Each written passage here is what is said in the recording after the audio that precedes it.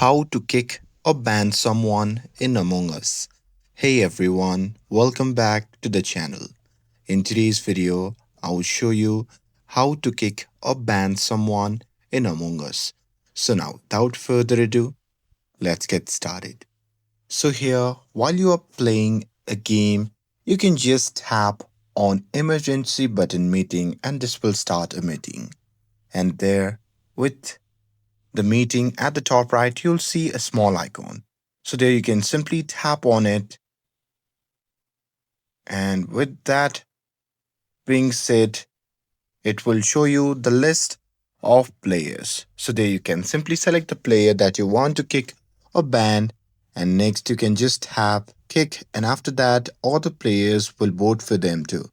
And if the majority agrees, then the player will be removed from the game. And that's it. That's how you can kick or ban someone in Among Us. With this, if you found this video helpful, then don't forget to like, share, and subscribe to get updated for more videos. Thanks for watching, and I'll see you in the next video.